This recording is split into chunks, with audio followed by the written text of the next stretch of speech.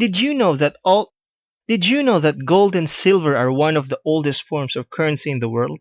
These two metals have been traded around the world for thousands of years. Printed money doesn't even come close to the value of gold and silver. In many ways, people still consider it as the de facto standard for currency. In the past, gold has always been known as a symbol of the rich and the elite. Silver is also precious but in more functional ways. Gold, we see it as jewelry and silver as silverware. Gold and silver is a sign of money and power. They are soft enough to be molded into different forms, and its form gives beauty that entrances people. Unlike currency in the form of paper money, you can't print it out of thin air, so it is inherently valuable. The gold standard is what governments use as a comparison of currency. When a government is using the gold standard, it means that they are basing their currency and valuations on a worth equal to an amount in precious metals, namely gold and silver. The United States used to use the gold standard. In our next video, we will look at why the price of gold and silver is rising.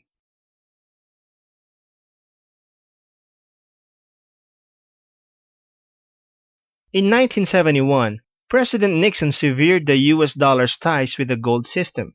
The US Treasury was running out of gold as more and more people were exchanging their US dollars back to gold.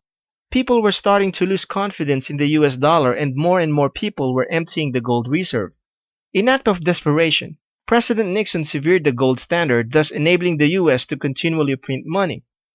They were effectively creating their own debt and generating as much debt as they wanted in the form of currency. Over the years, the US dollar started dropping and the price of goods started to go up. Now why is that? It is because the US dollar is continually losing its value to the point that, compared to 40 years ago, the US dollar is only worth a fraction of what it used to be. Because currency starts to lose its value, especially with the whole world's currencies, hedged against the US dollar, the price of gold and silver starts rising at an astronomical rate. The demand for gold and silver starts increasing, and the increased demand for it spikes up the price even more. In our next video, we will look at the advantages and disadvantages of investing in gold and silver.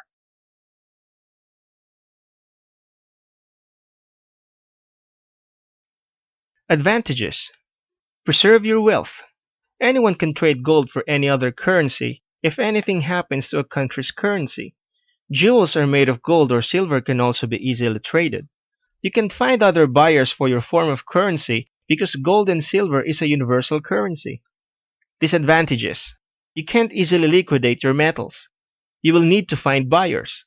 The spread can be high. In other words, you will pay a lot of commission to gold and silver sellers. It is a defensive strategy. Even if you gain money through gold, your currency devalues. You do not earn interest from the bank.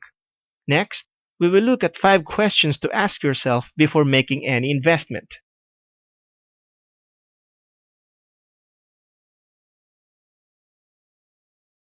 Am I looking for a quick cash, or am I in this for the long haul?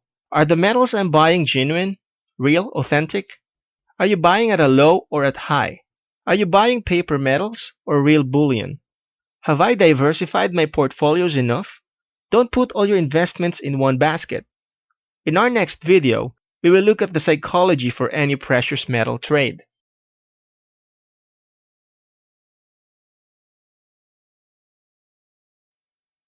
A trader's mindset is very important.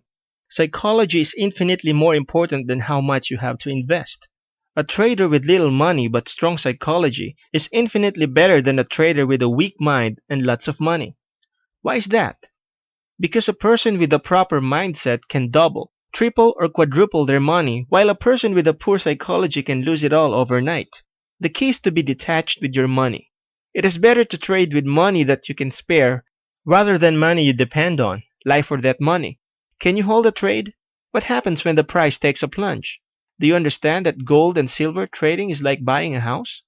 No matter what, the price of a house will always go up, but it is a matter of how long can you hold. Above all, remember not to rely on gold and silver trading as your only source of income. Most people, when they put all their eggs in one basket, make bad decisions because it represents all or most of their wealth. When you have income coming in from diverse locations, or even other commodities you are trading with, you will make better decisions. Knowing when to exit is critical as well.